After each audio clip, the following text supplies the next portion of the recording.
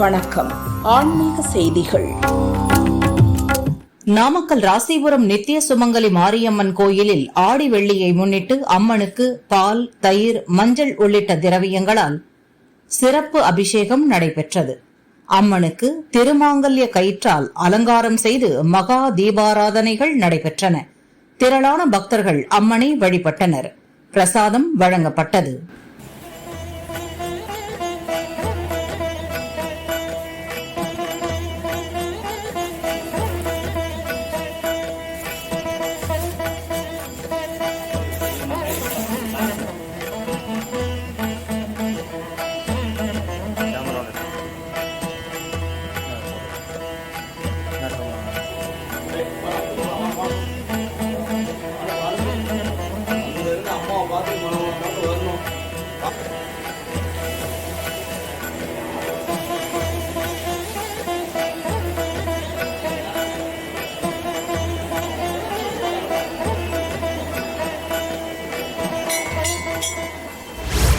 திருச்செந்தூர் சுப்பிரமணிய சுவாமி கோயில் கடற்கரையில் உள்ள ஐயா வைகுண்டர் அவதார பதியில் ஆடி திருவிழா இன்று காலை கொடியேற்றத்துடன் துவங்கியது.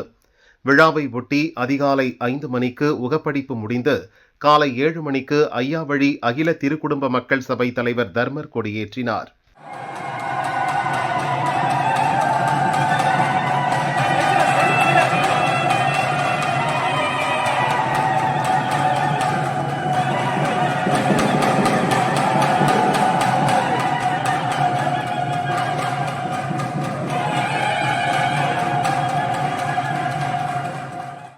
தொடர்ந்து காலை 8 மணிக்கு புஷ்ப வாகன பவனி, 9 மணிக்கு அன்னதர்மம் நடைபெற்றது. பகல் 12 மணிக்கு உச்சி படிப்பு, பணிவிடை, மாலை 4 மணிக்கு உகப்படிப்பு பணிவிடை, மாலை 5 மணிக்கு ஐயா வைகுண்டர் புஷ்ப வாகன பவனி, அன்னதர்மம் நடைபெறுகிறது. 11 நாள் விழாவில் தினமும் ஐயா வைகுண்டர் மயில், அன்னம், கருடன், ஆஞ்சநேயர் உள்ளிட்ட பல்வேறு வாகனங்களில் பவனி வருகிறார். அன்னதர்மம் வழங்கப்படுகிறது. விழாவின் சிகர நிகழ்ச்சியாக வரும் 27ஆம் தேதி பகல் 12:05 மணிக்கு தேரோட்டமும், இரவு காளை வாகனத்தில் ஐயா வைகுண்டர் பவனியுடன் விழா நிறைவு பெறுகிறது. ஏற்பாடுகளை வள்ளியூர் ஐயா வழி அகில திருக்குடும்ப மக்கள் சபை நிர்வாகிகள், உறுப்பினர்கள் செய்து வருகின்றனர். திருச்சி சமயபுரம் மாரியம்மன் கோயிலில் ஆடி மாத பிறப்பு மற்றும் ஆடி முதல் வெள்ளிக்கிழமையை முன்னிட்டு இன்று அதிகாலை முதலே பக்தர்கள் திரளாக குவிந்தனர். கோயில் நடை அதிகாலை திறக்கப்பட்டு அம்மனுக்கு சிறப்பு அபிஷேகம், அலங்காரம் மற்றும் மகா தீபாராதனை நடைபெற்றது. சிறப்பு அலங்காரத்தில் மாரியம்மன் அருள் பாலித்தார்.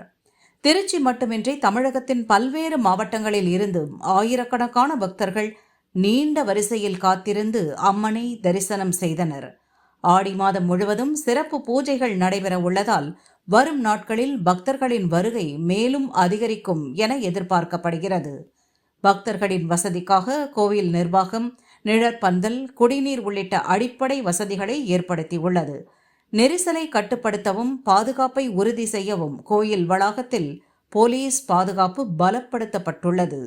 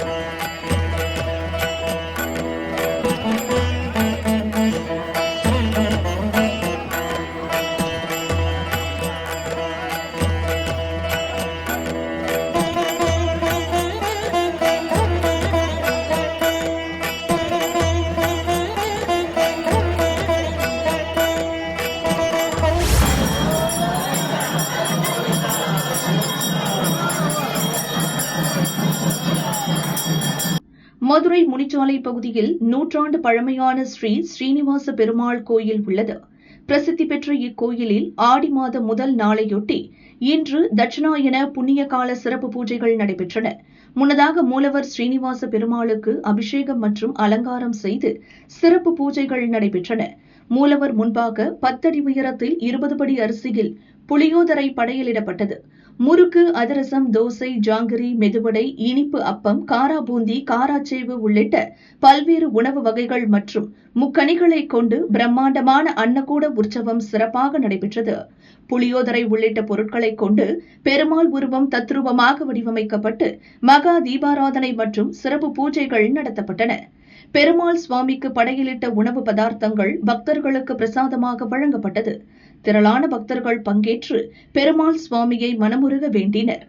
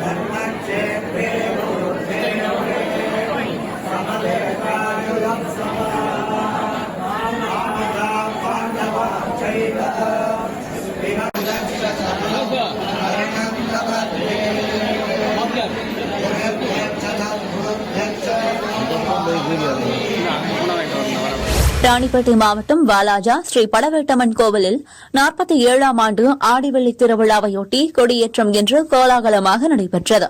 முன்னதாக வாலாஜா அணைக்கட்டு செல்லும் ரோட்டில் உள்ள விநாயகர் கோவிலில் இருந்து உற்சவமூர்த்தி விநாயகர் மற்றும் கொடிமரம் வீதி உலா வந்து படவேட்டம்மன் கோவிலை அடைந்தது.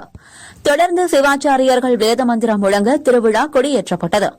இதில் திரளான பக்தர்கள் பங்கேற்று சாமி தரிசனம் செய்தனர். அன்னதானம் வழங்கப்பட்டது.